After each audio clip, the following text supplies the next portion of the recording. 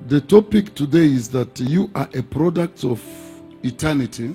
Somo la leo ni kwamba wewe ni matokeo ya umilele, ordained to carry God's purposes in your days. uliyeteuliwa kutimiza makusudi ya Mungu katika siku zako. So we go to the book of Acts of Apostles chapter 7. Nasoma Matendo ya Mitume mlango wa 7. We start from verse number 20. Tutaanzia mstari wa 20. The Bible says, Linasema, we stand now. usimame. Stand now. Usimame. We stand and then we read the scripture. Usimame tusome After we read the scripture, now we sit down. Baada ya kusoma andiko tutaketi. So Acts chapter 7 verse number 20, the Bible says, Mitume 7:20, Biblia inasema, at that time Moses was born and was fair in the sight of God, and he was reared for 3 months in his father's house. When he was put out, Pharaoh's daughter took him up and reared him as her own son. Number 22.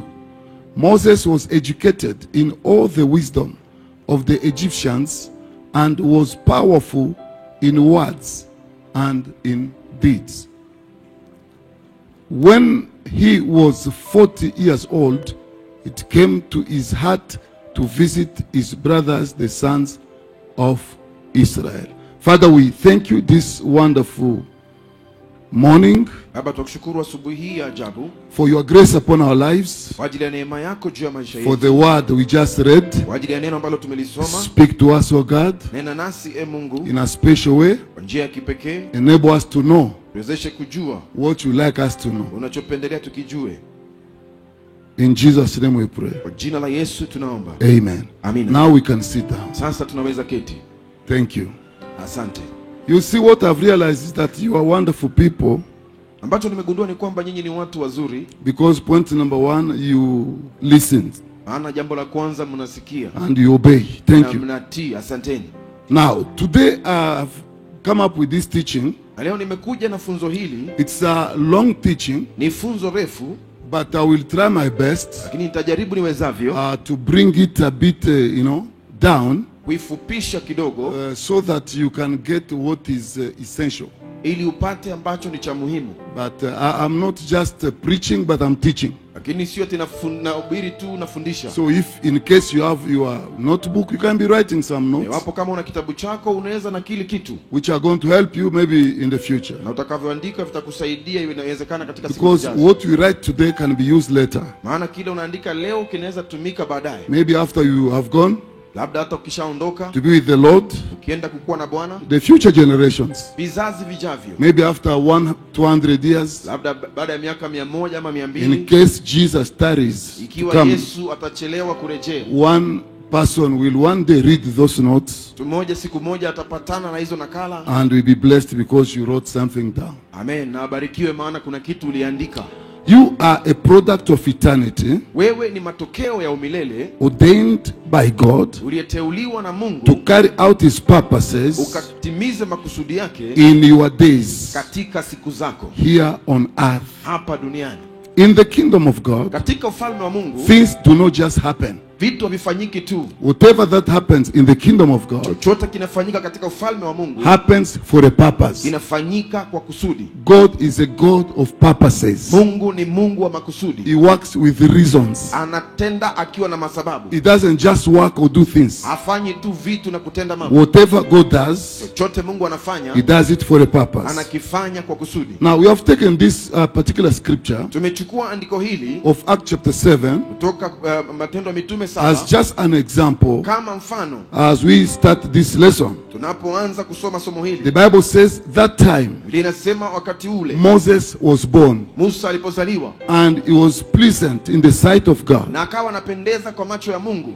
And remember, Na ukumbuke when Moses was born, Musa alipozaliwa, many also boys or children were also born, watoto wengi hata wavulana pia walizaliwa, and many of them were killed. na wengi wao wakauawa. But the Bible says Lakini Biblia inasema Moses, pleased God, was good in the sight of God. kwamba Musa alipendeza katika macho ya Mungu. There is no way a baby born can please God. Hakuna namna mtoto amezaliwa anaweza pendeza Mungu. It means there was a purpose Manake kulikuwa na kusudi why Moses was born. ya Musa kuzaliwa. And then the Bible says Alafu Biblia inasema he was brought up in the house of the father and mother akalelewa katika nyumba ya baba na mama until he was 3 months old. mpaka alipofika umri wa miezi mitatu. They could not keep him anymore Wakawa hawawezi kumweka because tena. there was a law in the land Maana kulikuwa na sheria katika nchi that every male born was to be killed. kwamba kila mtoto wa kiume aliyezaliwa auawe. So now the parent, put Moses in their house Na wazazi wakamweka Musa katika nyumba yao in contradiction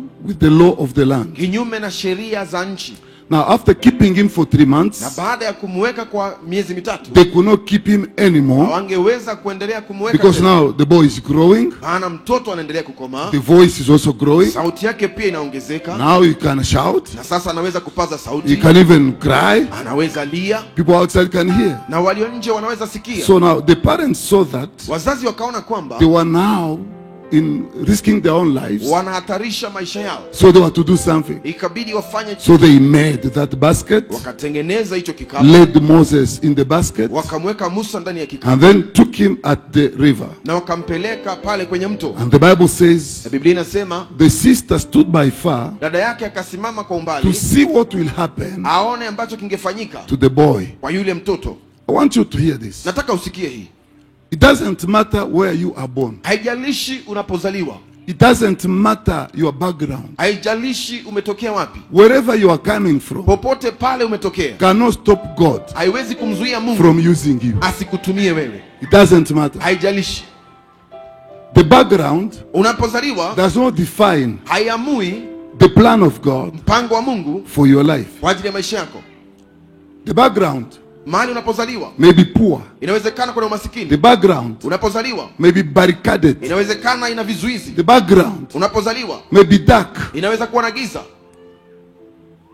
It doesn't matter. Haijalishi, When the time comes, wakati ukifika you shall be revealed. utafunuliwa. Ama namna gani? Ndiyo, Listen, man. sikia, The Bible says Biblia inasema the sister stood by far dada yake akasimama kwa to umbali see what will happen to the boy. aone nini kitamfanyikia huyu kijana. As she was standing far, Akiwa amesimama mbali, the daughter of Pharaoh came. binti ya Farao akaja. She was in a private mission Alikuwa katika shughuli ya kibinafsi, to just go and do what you call baladage. aende afanye hiyo ambayo tunaita baladage, Just going around the river. atembee pale kando kando ya mto. And then when she's there, Alafu akiwa pale she's going to hear now a boy crying. akasikia mtoto mvulana akilia. What is this? Hii ni nini?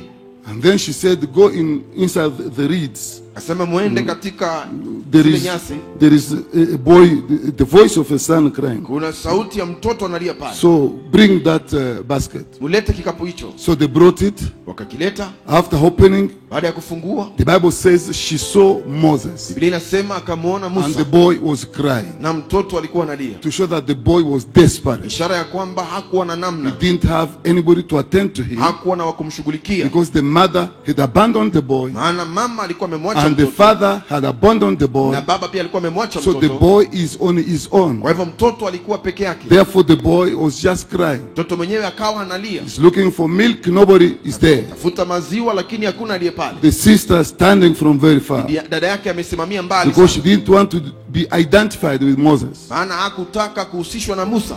A time can come in life Wakati unaweza fika maishani that nobody wants to be identified with you, kwamba hakuna ambaye anataka kuhusishwa na that wewe, people run away from you. watu wakutoroke, But that's not the end of the road. lakini huo sio mwisho wa safari. Often in our lives, Mara mingi maishani mwetu when we think it is now finished, tukifikiria kwamba yameisha, that is when things start. hapo ndipo mambo yanapoanza. Hallelujah. Amina. This is a wonderful God. Huyu ni Mungu wa ajabu. His plans for your life shall stand. Mipango yake kwa maisha yako It itasimama, doesn't matter what. haijalishi atakayokuja. Governments can change.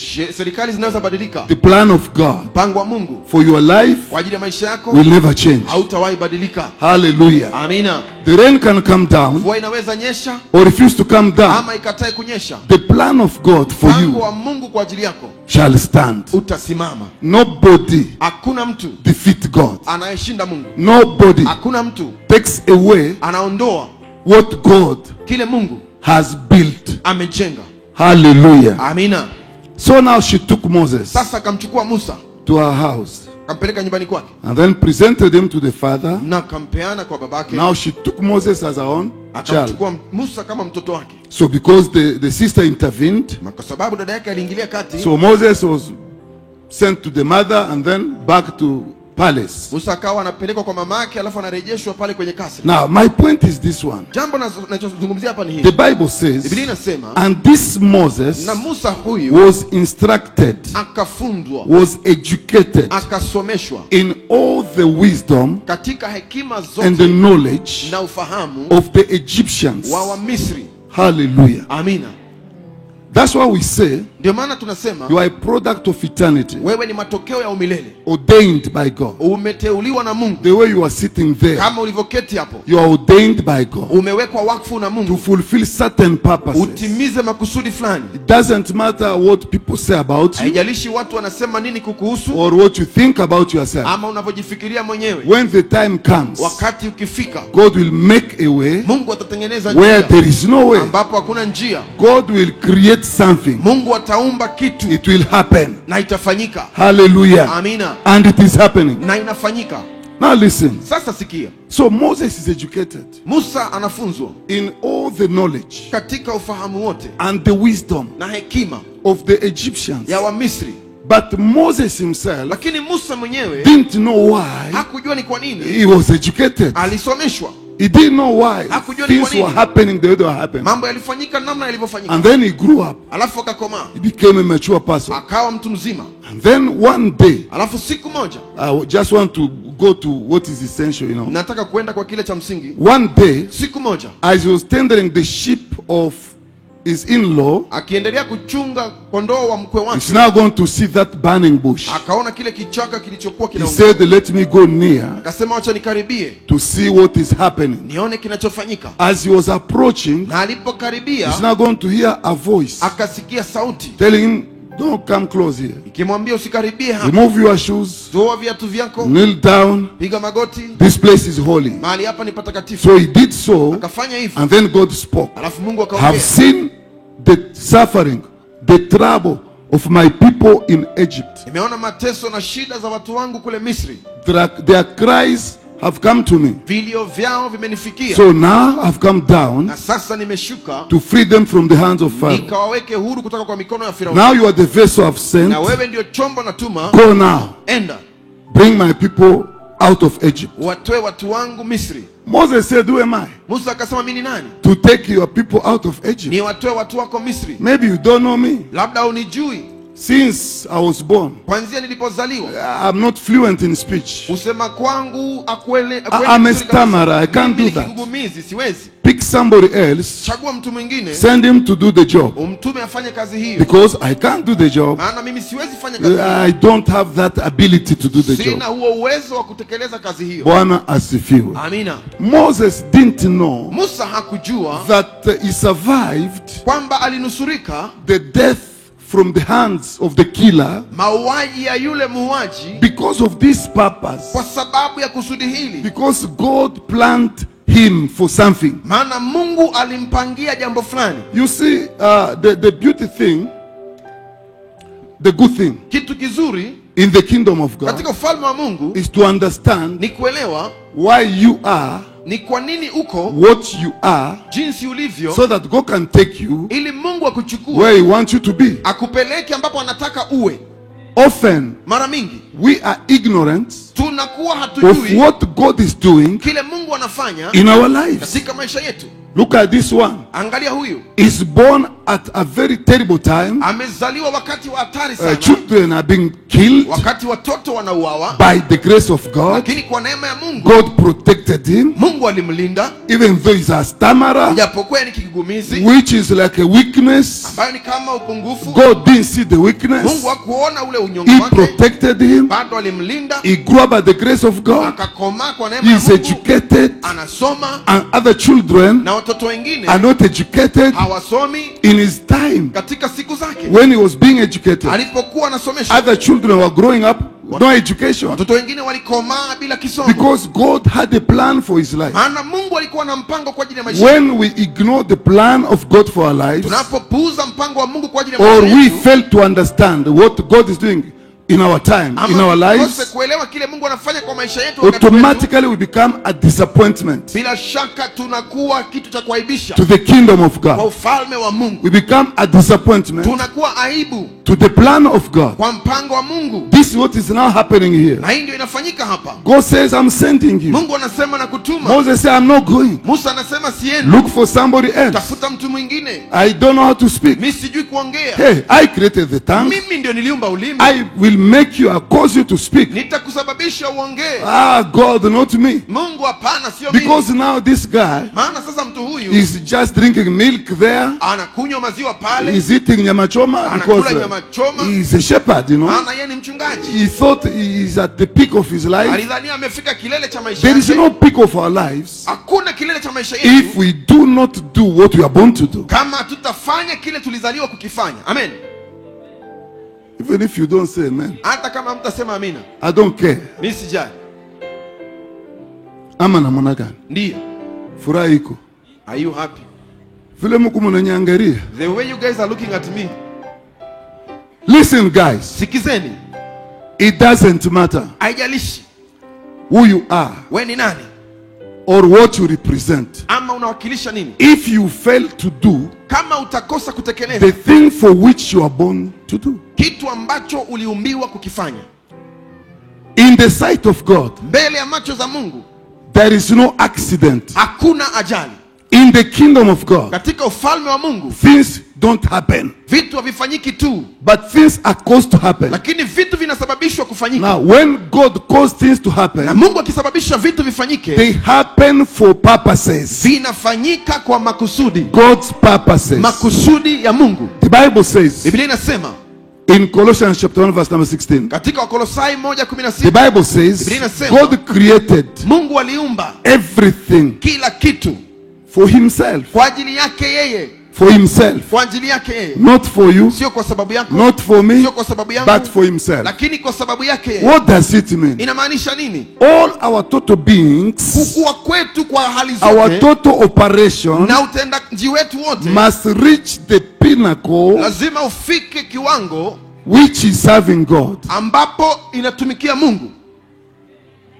If our lives Kama maisha yetu do not serve God, hayatamtumikia Mungu, we become a disappointment. tutakuwa kitu cha aibu. Now God says to Moses, Sasa Mungu anamwambia Musa, what is in your hands? ni nini kiko mikononi Oh, mwako? I have a staff. Nina fimbo. Can you throw it down? Itupe chini. And then he threw it down. Alafu akaitupa, It became a serpent. ikawa nyoka. Do you see? Unaona? Catch it back from the tail. Ikamate tena kwa mkia wake, And then he touched it back. akaishika tena It was still a staff. na ikabakia kuwa fimbo. God said, do you see what is happening? Mungu akasema, unaona I yanayofanyika? have the power, Nina uwezo, I have the ability nina nguvu to do whatever I tell you to do. ya kufanya kile na kuambia You ufanye. are not alone in this. Hauko peke yako katika hili. I'll be with you. Nitakuwa na wewe, I will enable you nitakuwezesha to succeed in what I'm sending you to do. ufanikiwe katika kile na kutuma ufanye. Hallelujah. Amina. So now Moses said, hey God, you Musa know what? akasema, Mungu unajua nini? Pick somebody else. Chagua mtu mwingine. And then the Bible says God was annoyed. Alafu Biblia inasema Mungu akakasirika. So when God was annoyed, Mungu alipoghadhabishwa, he now said, is there your brother Aaron? akamwambia kuna ndugu yako Haruni, Okay, go. He's going to speak on your behalf. enda ataongea kwa niaba yako. And then on his way back, Na katika kurudi kwake they slept somewhere. wakalala mahali. The Bible says God attacked him. Biblia inasema Mungu akamvamia. God wanted to kill him Mungu alitaka kumuua, because there is no need living maana hakuna haja ya kuishi if your life cannot serve God's purpose. kama maisha yako hayawezi tumikia makusudi ya We Mungu. live to serve God's purposes. Amen. Tunaishi kutumikia makusudi ya Mungu. Apart from God's purposes, Kando na makusudi ya Mungu, our lives are just empty. maisha yetu ni matupu. Hallelujah. Amina. But God Lakini will Mungu do things from very far, atafanya vitu kutoka mbali planned sana from eternity, ambavyo vimepangwa kutoka kwa umilele without our knowledge. bila kujua kwetu. But at a certain time, Lakini ikifika wakati things fulani will be revealed. vitu vitafunuliwa. Because when we go to the scripture, Maana ukisoma maandiko in Genesis chapter 15, katika Mwanzo the 15, Bible says, Biblia inasema God spoke to Abraham Mungu aliongea na Ibrahimu that I want you to know for sure kwamba nataka ujue kwa uhakika that your generation kwamba kizazi chako will go into a foreign land. kitaenda katika nchi ya They kigeni, shall live there as slaves. wataishi pale kama watumwa. After 400 years, Baada ya miaka 400 I will bring them back nitawarejesha to this land. katika nchi hii. That's now the promised land. Na sasa hiyo ndio nchi ya ahadi. So you see what God said. Unaona kile Mungu alisema It is his word. ni neno lake It is a prophecy. na ni It unabii is established. na It is umedhibitishwa stamped. na umewekwa Because muhuri. when God speaks out, Maana Mungu akiongea things are established. vitu vinadhibitishwa. Now listen. Sasa sikia, After 400 years, baada ya miaka 400 God is out there Mungu yuko pale to fulfill his word kutimiza neno lake spoken to Abraham alilomwambia Ibrahimu through Moses, kupitia Musa, who is now selected as a vessel. ambaye amechaguliwa kama chombo. Hallelujah. Amina. But Moses does not understand. Lakini Musa haelewi. It was planned. Ilipangwa, It was established. ilikuwa It imeamuliwa, was written down ikanakiliwa that a boy shall be born. kwamba kutazaliwa mtoto wa After kiume. 400 Baada ya years, miaka he 400 will be educated atasomeshwa in the knowledge of the Egyptians, katika ufahamu wa Wamisri, because kwa sababu he will use that his knowledge atatumia ufahamu to wake liberate the sons of Abraham. kuwakomboa wana wa Ibrahimu. So he needs that knowledge. Kwa hivyo anahitaji ufahamu huo. Listen, child of God. Sikia mtoto wa Mungu, Whatever you are in this life chochote ulicho katika maisha haya is not because of you. sio kwa sababu yako wewe, It is the grace of God. ni neema ya Mungu. God will take you to places Mungu atakupeleka maeneo even without your knowledge. bila hata wewe kujua. God will enable you Mungu atakuwezesha without you knowing. bila wewe kujua. God will open ways Mungu atafungua njia without you knowing. bila wewe kujua. God will take you to places. Mungu atakupeleka God maeneo. will give you connections. Mungu atakupatia unganiko. Who do you think you are? Wewe unafikiria wewe ni The nani? Bible says, Biblia inasema what do you have una nini hicho which you have not been given? ambacho haujapewa? And if you are Na given, kama why ulipewa, are you boasting? mbona unajivuna? What does it mean? Inamaanisha nini? It means God Manake Mungu work through us, anatenda kupitia sisi, you and I. wewe na mimi. Through us, God is working. Kupitia sisi Mungu anatenda. Through us, God is doing the things of the kingdom. Kupitia sisi Mungu anafanya vitu vya ufalme. Through us, God is fulfilling his plans here on earth, Kupitia sisi Mungu anatimiza mipango yake hapa using duniani, us as vessels. akitutumia kama vyombo. When we understand Tutakapoelewa the plan of God mpango wa Mungu and we surrender na to tujisalimishe what God is doing, kile Mungu anafanya, we become signs and wonders in our generation. itakuwa ishara na maajabu katika kizazi chetu. Why? Kwa nini? Because we understand Maana tunaelewa that which God is doing. kile ambacho Mungu anafanya. If we fail to understand, Tukikosa kuelewa, we can take the wrong path. tunaweza fuata njia ambayo ni So mbaya. once we take the wrong path, Tukichukua njia ambayo hatupaswi automatically kwenda we're in nayo, trouble. tunajipata katika shida. Pastor Mwaura, mimi najua wewe wakati uko unaniangalia unakumbuka ule Tenguyoka ule alikuja Kenya akiwa kakijana hajui kuongea Kiingereza ama namna gani, si vile njoo unakumbuka. You remember that one? Sasa unasikia hii Kiingereza niko na promotion You hapa, can hear unasikia the iko fine namna English. gani? Dangerous, Ni hatari kabisa. powerful. Ya nguvu. I remember sometimes I will preach in French Nakumbuka wakati mwingine ningehubiri na and Kifaransa I had a certain guy to translate. na nikawa na kijana mtu mmoja ambaye alikuwa na kalimani. And then sometimes I try to preach in Kiswahili, Alafu wakati mwingine najaribu kuhubiri na Kiswahili. broken Kiswahili. Kiswahili ambacho I kimeharibiwa kabisa. preach, people will laugh. Nikihubiri watu wanacheka. I remember one lady in Kampala asked me, Nakumbuka dada mmoja Kampala na kaniuliza, ile kakabunji ulisema ni nini? na sasa this kabunji you said what is it? I say, my sister, Nikasema dada I've been yangu, preaching there for almost 2 hours. nimehubiri hapa masaa mawili. So you got nothing. Hakuna kitu ulielewa. I said, I didn't get it. Nasema sikuelewa. Hallelujah. Amina. God Mungu can make a way anaweza tengeneza njia for you. kwa ajili yako. God Mungu can take you anaweza from kukuchukua obscurity utoka ulipofichika and you become noticeable. na ukawe wa kutambulika. That's our God. Huyo ndio Mungu wetu. If God can do what men can do, Kama Mungu atafanya tu kile watu wanaweza kufanya, He is not God. yeye sio Mungu. He becomes God Atakuwa Mungu when He does, when He works, when He do things that is beyond human understanding. anapofanya na kutekeleza vitu vinavyozidi ufahamu wa wanadamu. Hallelujah. Amina. Now listen. Sasa sikia, Moses obeyed God Musa akamtii Mungu, and then pulled out the children of Israel alafu akawatoa Waisraeli from kutoka the land of slavery. nchi ya utumwa. And this is how God has always been working. Na hivi ndivyo Mungu ametenda nyakati zote. God has not stopped his way of working or his works. Mungu hajawacha namna yake ya kutenda vitu To vyake. this day, God is still working. Mpaka siku ya leo Mungu bado anatenda. Let me give you an example. Wacha nikupatie mfano. I was as a young preacher Nilikuwa kama mhubiri bado in mchanga a small city. katika mji kidogo I can mdogo. say it was a village. Naweza sema ilikuwa kijiji It was called Nyunzu. kwa jina Nyunzu. That time I just came from school, Wakati huo nilikuwa tu nimetoka shuleni, secondary school I mean. shule ya upili na And then namaanisha. from there, Alafu kutoka pale I was now, sent to preach. nikatumwa kuhubiri Very young, nikiwa bado mchanga. less than 20 years. I was already a pastor preaching Chini the ya miaka gospel. 20 nilikuwa tayari mchungaji. Now, when I was there preaching, Nikiwa pale nikihubiri, life became terrible. maisha yakawa magumu sana. In the sense that, I was young, inexperienced, Kiwango kwamba nilikuwa bado mchanga na bado sijapata uzoefu. and also to build church. Na sasa kujenga kanisa It was not easy. haikuwa rahisi. So I struggled and struggled and struggled Kwa hivyo niliteseka, nikateseka sana. until life became painful. Mpaka maisha yakawa machungu. All the trousers I had Zile suruali ndefu zote nilikuwa nazo weren't finished. zikamalizika. I remained with one Nikabakisha moja. and also one shirt. Na pia nikawa na shati moja. And that shirt had a small hole here. Na shati yenyewe ilikuwa na shimo ndogo hapa. So that was now my clothes. Na hayo ndio yalikuwa mavazi yangu. On Sunday, Jumapili I put on that my shirt ninavaa hiyo shati yangu with a small hole here. ambayo iko na kashimo kadogo hapa. And then that my trouser. Na hiyo suruali yangu ndefu. I stand before the people. Nasimama mbele ya watu. I proclaim the gospel. Ninahubiri injili. I say Jesus is Lord. Nasema Yesu ni Bwana.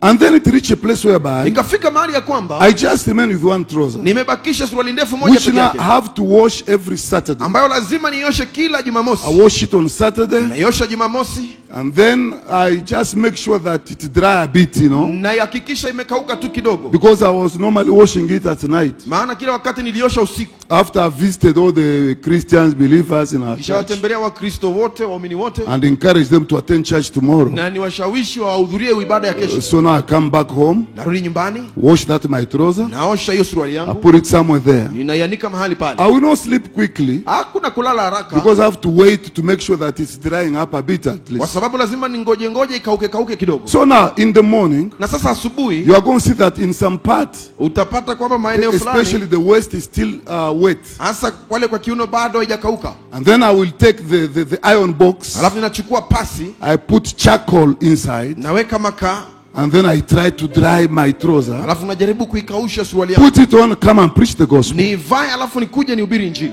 And then sometimes Alafu wakati I mwingine will complain before God. ningenung'unika mbele ya Mungu, I say, God, nasema Mungu, why this? mbona haya? Because I had a big vision for my life. Maana nilikuwa na maono makubwa kwa ajili ya maisha But yangu, where is this vision? na sasa maono yenyewe yako wapi? When is it coming to pass? Yatatimia lini? Look at me now in this village. Nitazame sasa hapa kijijini, To feed is miracle. kukula ni muujiza, To get close to where is miracle. kuvaa mavazi ni miujiza. So what did you say? What are you saying? Sasa unasema nini? God will tell me, Mungu ananiambia, I will take you to places nitakupeleka maeneo around the world. ulimwenguni, You preach the gospel utahubiri injili to nations. kwa mataifa, I will be with you. nitakuwa na wewe. So fear not. Kwa hivyo usiogope, Just go and do the work. wewe enda tu ufanye kazi.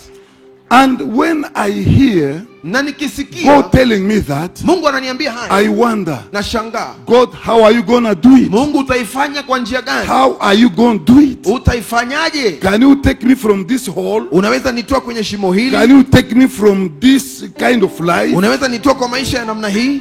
What miracle is going to happen? Ni muujiza gani huo utafanyika? So it was even a fight inside Na myself ikawa ni kama vita ndani yangu mimi mwenyewe concerning what God can do. kuhusiana na kile Mungu anaweza fanya. Hallelujah. Amina. Try to look at this kind of ministry. Wewe jaribu kuangalia huduma ya namna hii. CFF is a powerful ministry. CFF ni huduma ya nguvu kabisa. A powerful ministry, I mean. Huduma ya nguvu ndivyo namaanisha. Not just in this land, Sio tu katika nchi hii, but also in the world. lakini hata ulimwenguni. But Lakini God took me Mungu alinichukua from that small village kutoka kwa kile kijiji kidogo and then brought me here. na akanileta hapa And then made me become part, na kanifanya to become part niwe of this ministry. nikuwe sehemu ya huduma hii. Amen. You know, to stand here, Usimama hapa to preach kuhubiri for the first time, kwa mara ya kwanza, to create this group kutengeneza kikundi hiki called partners ambao wanaitwa wawekezaji, that you hear today. ambao unawasikia leo, They have become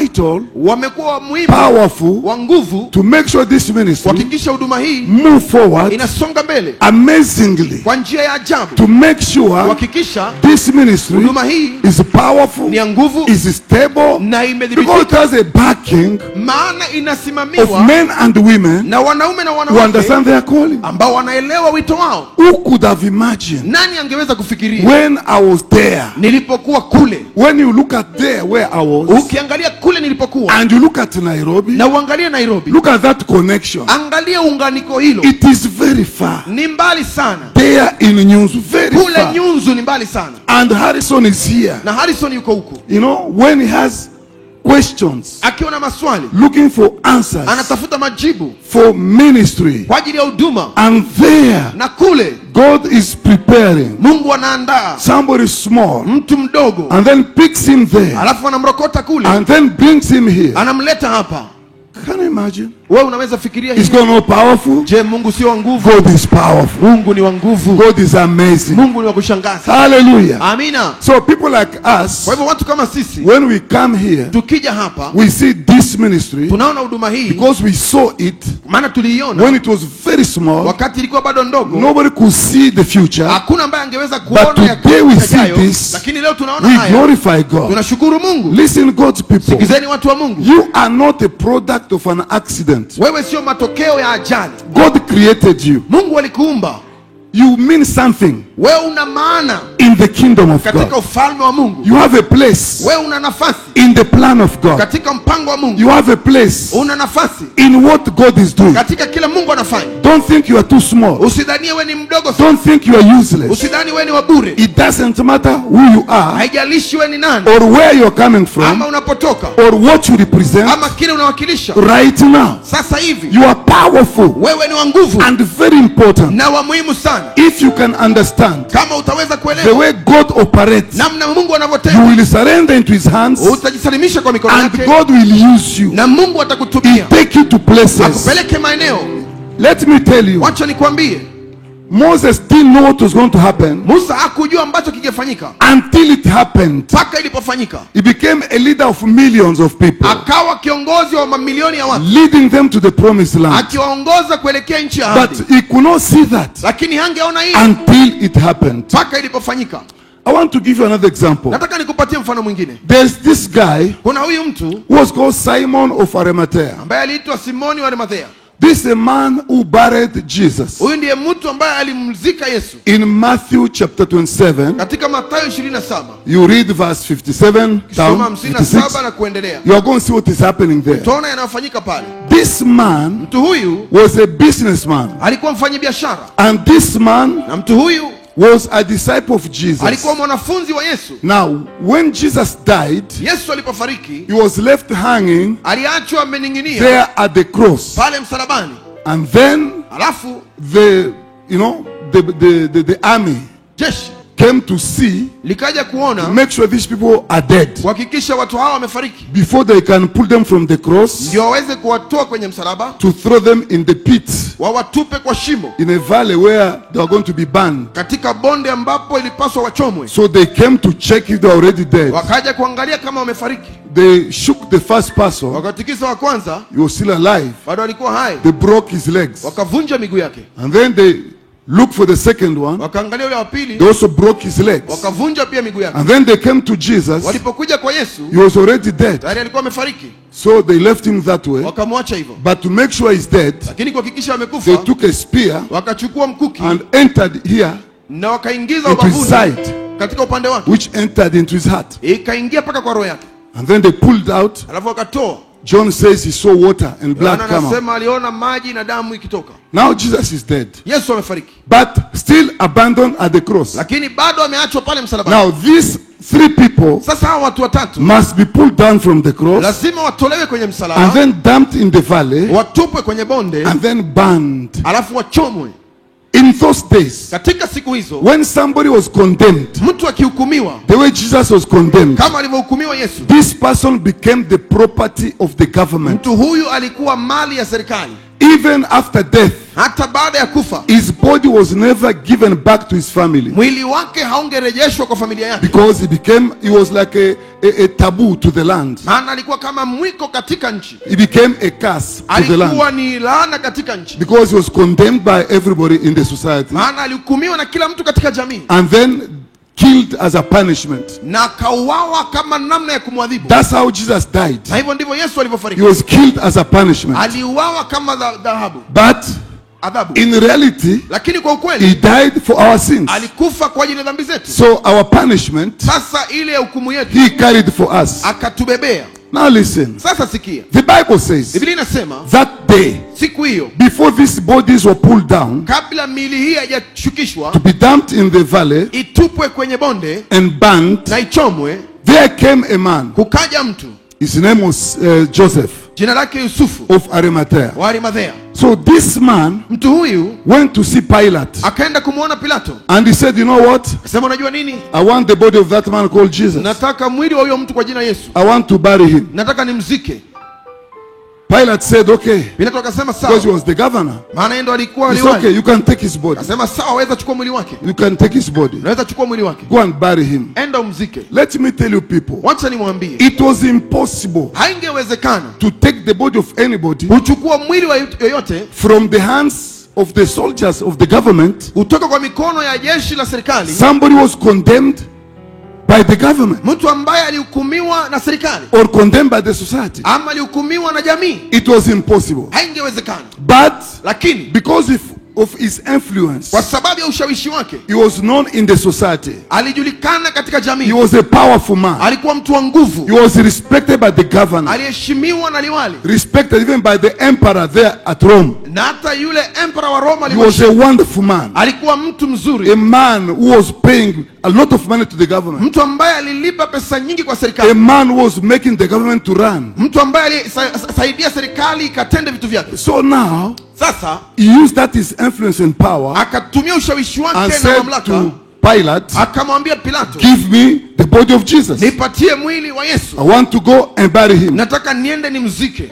And Pilate said, okay, take it. Pilato akasema chukua. So he went and took the body of Jesus, Akaenda akachukua mwili wa Yesu, which was in contradiction with the culture of the day, ambayo ilikuwa kinyume na utamaduni wa siku zile, went and buried Jesus na akaenda kumzika Yesu in his own tomb, katika kaburi lake which he mwenyewe had prepared ambalo alikuwa ameandaa for himself. kwa ajili yake yeye. Are we in this place? Je, tuko mahali hapa? Listen, God's people. Sikizeni watu wa Mungu, If Jesus kama Yesu was dumped angetupwa in the pit, katika shimo, it means manake Jesus could have been buried Yesu angechomwa as a criminal. kama mkora. But because Jesus was not a criminal, Lakini kwa sababu Yesu hakuwa he mkora, died between criminals alikufa katikati ya to wakora show his mission on earth, kuonyesha jukumu lake duniani, because he came to save sinners. maana alikuja kuwaokoa wenye But dhambi. after saving Lakini sinners, baada ya kuokoa wenye he dhambi said it is finished. akasema imekwisha. Now, because his work, his job of redemption was completed, Kwa sababu kazi yake ya ukombozi there is imetekelezwa, no way hakuna namna he could have been buried as a sinner angezikwa kama mwenye or, dhambi or as a criminal. ama kama mkora. Therefore, Kwa hivyo from eternity, kutoka umilele it was prophesied ikatabiriwa by Zechariah, na Zekaria hallelujah, by Amen. Isaiah na also, Isaya pia,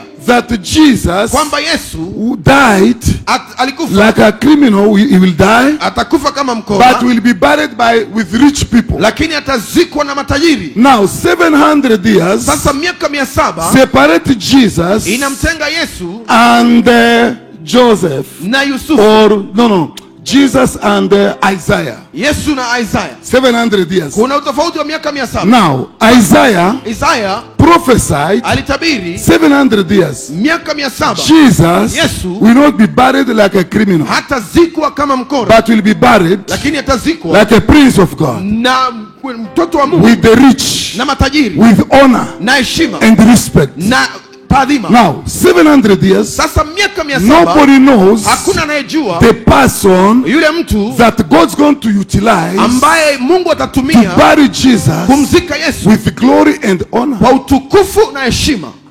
Haleluya. Are you in this place? Je, tuko pamoja? These days, Siku hizi even in the Catholic Church, hata katika kanisa la Wakatoliki wanajua kupiga makofi. they know how to clap.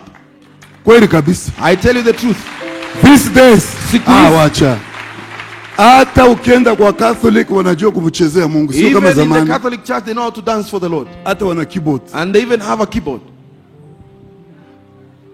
Are you here? Je, tuko pamoja? Are you here? Je, tuko pamoja? What did I say? Nimesema nini?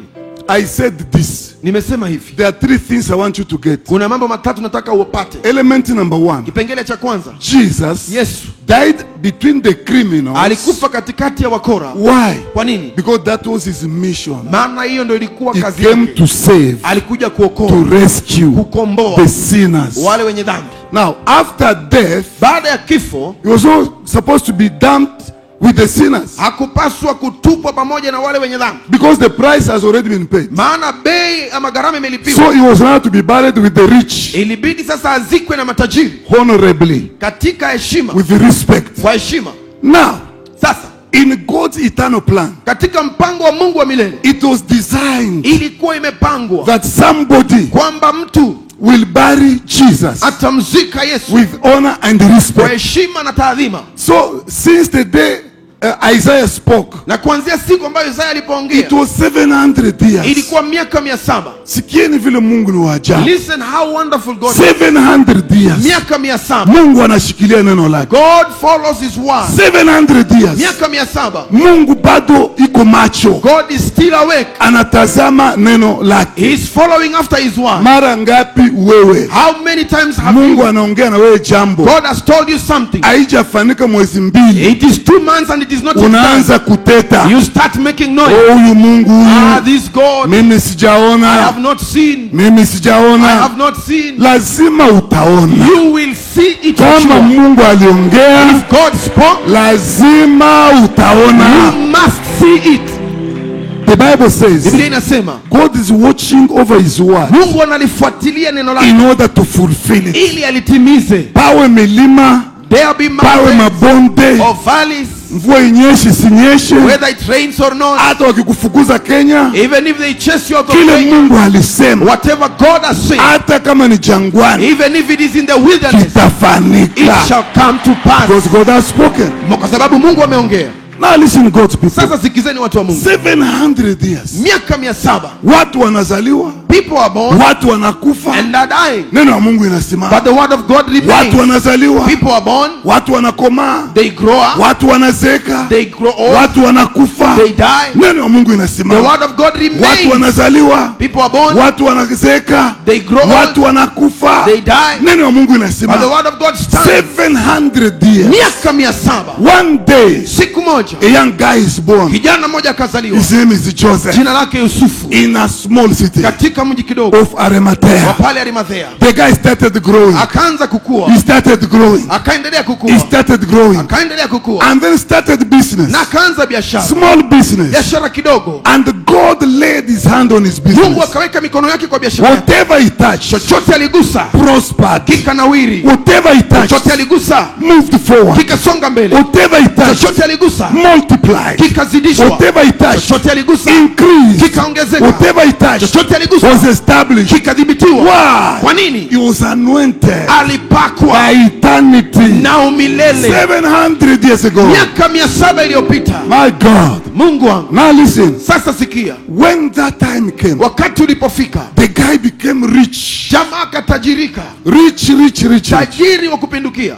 Swimming in wealth. Anaogelea katika utajiri. Because Kwa sababu he was a vessel alikuwa chombo that God was preparing to ambacho Mungu alikuwa anaandaa carry out the assignment. akatimize kusudi. So he went and bought that farm, Akaenda kanunua shamba lile, and there was a huge rock. kukawa na mwamba mkubwa pale. So he built like a house Akatengeneza kama nyumba inside the rock. ndani ya mwamba. He made as tombs, Akatengeneza kama makaburi like a tagere. Nice, nzuri powerful, kabisa ya nguvu. with a door, an entrance. Iko na mahali pa kuingilia. He said, this is mine Akasema hii ni yangu. because I'm a rich man. Maana mimi ni tajiri. You know what? Unajua nini? Sometimes when we talk about tombs, Wakati mwingine tukiongelea makaburi, today we do not understand leo hatuelewi because of our context. kwa sababu ya hali yetu ya leo. We live in a different world Tunaishi katika ulimwengu with tofauti the world of Jesus. na ulimwengu wa Yesu.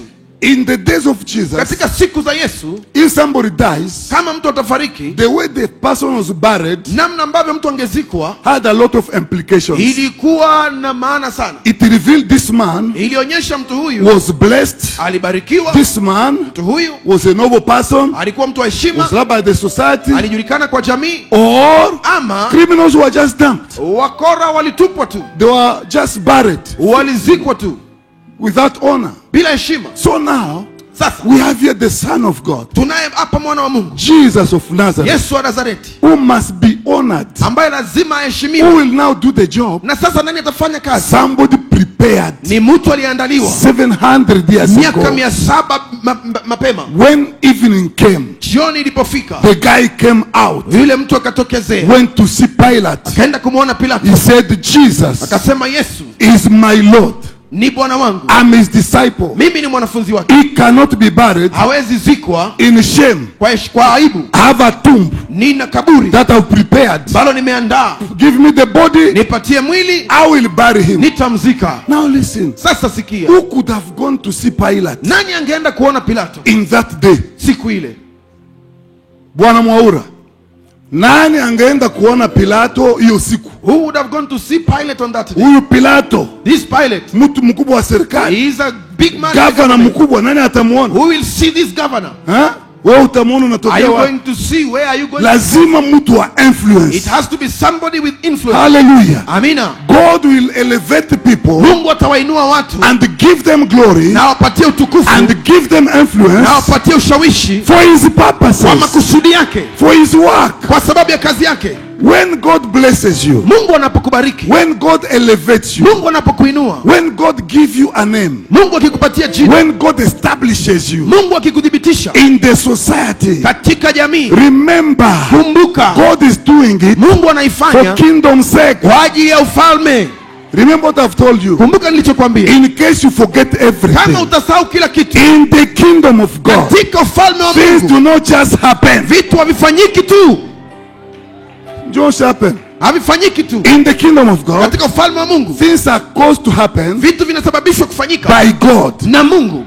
So he used his influence. Kwa hivyo akatumia ushawishi wake. Hallelujah. Mungu akubariki. Amen. Akatumia ushawishi yake. He used his influence. Ongea sasa na sauti ya nguvu kama mhubiri.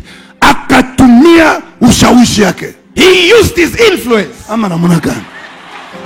Ama namna gani? Amen. Akatumia ushawishi yake. He used his influence. Wow, wacha Mungu akupatie ushawishi. May God give you influence. Wacha Mungu akupatie ushawishi. May God give you influence. Mungu akupatie ushawishi katika May jina la God Yesu. give you influence in the name of Jesus. Hallelujah. Amen. So the guy used his ushawishi. Akatumia ushawishi wake. I went to see the governor. Kaenda kumuona gavana. Say, governor, listen. Kasema, gavana sikia, I am Joseph. mimi ni Yusufu. I know you. Nakujua. I know you, sir. Nakujua bwana. What do you want? Unatakaje? How can I help you? Nikusaidiaje? Give me the body of Jesus. Nipe mwili wa Yesu. Take it, sir. Chukua bwana. Take it. Chukua. I don't want you to take this matter to Rome. Sitaki upeleke kesi kule Roma. Take the body of Jesus. Chukua mwili wa Yesu. So he took the body of Jesus Akauchukua mwili wa Yesu and buried him. na kumzika. If you understand Kama utaelewa that you kwamba wewe belong to God, ni wa Mungu, if you understand kama utaelewa that you are a vessel kwamba wewe ni chombo in the hand of God, katika mikono ya Mungu, God will use you Mungu atakutumia mightily. kwa njia kubwa. God will make you, God will cause you to become a sign Mungu in this atakusababisha uwe generation. ishara katika kizazi hiki. Sure, Hakika God will do that. Mungu atafanya hivyo. You see, if we understand Kama tutaelewa that we are God's vessels, kwamba sisi ni vyombo vya Mungu, if we understand kama tutaelewa that we are doing that which we are called to do, tunafanya tulichoitiwa kukifanya, what we are doing kile tunafanya is not a burden on us, sio mzigo kwetu, but is the purpose of our lives. lakini ndio kusudi la maisha We yetu. become powerful. Tutakuwa wa nguvu. Hallelujah. Amina. Yesterday, Jana on Friday, Ijumaa I was reading a story nilikuwa nasoma hadithi about this lady, kuhusu huyu dada Melania Trump. kwa jina Melania Trump. You know that at the beginning she was not an American. Unajua mwanzo wake hakukuwa Mwamerika. She was born in Slovenia, Alizaliwa kule Slovenia. which was, ancient Yugoslavia, Hayo ndio zamani iliitwa Yugoslavia. So she was born there. Akazaliwa pale. The father was a chauffeur, driver. Baba yake alikuwa dereva. And then the mother was working patches, in the company where they make model clothes. Mamake akawa anafanya kazi ambapo anatengeneza mavazi ya models. And then that's where she came from. Hapo ndio alipozaliwa. A very humble background. Mahali ambapo pananyenyekeza sana. And then from there, na kutoka pale, she decided to become a model. Akaamua na yeye atakuwa model. And then she moved from Slovenia to France. Akatoka Slovenia akaenda Ufaransa. And then Milan. Alafu akaenda Milan. In Italy. Kule Italia. I remember one day I was in Italy. Nakumbuka siku moja nilikuwa kule Italia. I could see clothes of all types. Niliona mavazi ya aina yote. So she went to Italy. Akaenda kule Italia. In Milan. Kule Milan. And then from there, na kutoka pale, she came back to Paris. Akarudi Paris. She met somebody. Akakutana na mtu. And this somebody told her, na mtu akamwambia, because you are a model, kwa sababu ni model, I want to take you to America. Nataka nikupeleke Marekani. That's how he took the lady to America. Hivyo ndivyo alimpeleka Marekani. And there, this guy was taking her to America. Na yule ambaye alimpeleka Marekani, he was a friend of Trump. Alikuwa rafiki ya Trump. You know, that's how what happened. Hivyo ndivyo ilifanyika. So when Trump saw the lady, Trump alipomuona, he said, akasema, she's beautiful. Ni mrembo. I want this one. Nataka huyu. So he married her. Akamuoa. Today, leo, she's the first lady yeye ndio mama wa kwanza of the United States of America. Wa Marekani. But lakini, as I was reading her story, niliposoma hadithi yake, she said, alisema, she trusted in God. Alimtumainia Mungu from her childhood. Kutoka utotoni mwake. She believed in God. Alimwamini Mungu. That God can take nothing. Kwamba Mungu anaweza chukua cha bure and use it. Akitumie. She believed in that. Aliamini hivyo. That God is a life changer. Kwamba Mungu ni mbadilisha maisha. He can take a stone. Anaweza chukua jiwe. And give it a mouth. Na alipatie mdomo. Ama namna gani? Ndio. This is the God you are preaching. Huyu ndiye Mungu ambaye tunahubiri. This is the God you are talking about. Ndiye Mungu ambaye tunaongelea. It doesn't matter your background, the devil is a liar. Haijalishi unapotokea, shetani ni mwongo. The devil is a liar. Shetani ni mwongo. It doesn't matter where you are coming from. Haijalishi umetoka wapi wewe. It doesn't matter your background. It doesn't matter. Haijalishi ulipozaliwa, haijalishi. God belongs to everyone. Mungu ni wa kila mtu. Ama namna gani? Ndio. Wale wenyewe wanafaulu baba yao ni nani? Those that are making it, who gave birth to them? Who is their father? Baba yao ni nani? There are some people who intimidate you. Kuna watu ambao wanawatisha. When you see them you start shaking. Ukiwaona unaanza kutetemeka. Why are you shaking? Unatetemeka kwa nini? Whatever. Chochote. Anybody. Mtu yeyote. Born of a woman. Aliyezaliwa na mwanamke. Can do. Anaweza fanya. You can also do. Na wewe pia unaweza. Ama namna gani? Ndio. If you take a razor, kama utachukua wembe, you cut the skin of somebody, ukate ngozi ya mtu, you see petrol, uone petroli, fear that person. Ogopa mtu huyo. But if you cut the skin, lakini ukikata ngozi, you see blood, uone damu, that person, yule mtu is beatable. Anaweza shindwa. Ama namna gani? Ndio. That's why I say, ndio maana nasema, whatever, chochote, anybody, mtu yeyote, born of a woman, aliyezaliwa na mwanamke, can do. Anaweza fanya. You can also do. Na wewe pia unaweza fanya. In the name of Jesus. Katika jina la Yesu. We believe in this God. Tunamwamini Mungu huyu. The God of transformation. Mungu wa mabadiliko. I remember. Nakumbuka. The testimony I'm just giving you. Ushuhuda ambao nawapatia. Mimi. I wash one trouser. Naosha suruali moja. On Saturday usiku. Jumamosi usiku. Mimi naanika hapo nje. I hang it outside. Ipite hewa kidogo kidogo. So that it can be beaten by the wind. Ijaribu kukauka. And try and dry up a bit. Bwana, mimi naamka asubuhi. I wake up very early. Hakuna electricity. There is no electricity. Nabeba makaa. I take charcoal. Unaweka kwa hiyo box, iron and box. Put in the iron box. Mimi naweka pale. I put it inside. Moto ya mingi. And I put a lot of charcoal. Unapata hii trouser iko pitch hapo. And there are sections that it is still wet. Kwa pocket. In the pockets. Mimi nakausha na ile moto. I dry with that iron box. Mimi navaa. I put it on. Naingia kwa madhabahu. I get on the pulpit. Mimi naambia watu. I tell people. Yesu Kristo. Jesus Christ. Sawa sawa. He is the same. Jana. Yesterday. Leo. Today. Na hata milele. And forever. Hey. Shetani anakuja. The devil comes. Ananiambia. Tells me. Yesu Kristo ni sawa sawa. Jesus is the same. Wewe ulikuwa nakausha trouser. You were drying a trouser. Na iron box asubuhi. With an iron box in the morning. Wewe. You. Yesu ni sawa sawa. Jesus is the same. Angalia kuna shimo hapo. Look, there is a hole here. Unajua watu wamejua huko hapo iko shimo. You know people have already taken note of that hole there. Anajaribu kuniaibisha. He's trying to shame me. Listen, let me tell you. Sikizeni. Your situation right now. Hali yako ya sasa. Cannot determine. Haiwezi amua. Or define. Ama where you are going. Mahali unapoenda. Si ndio? Yes. You are going very far. Unaenda mbali sana.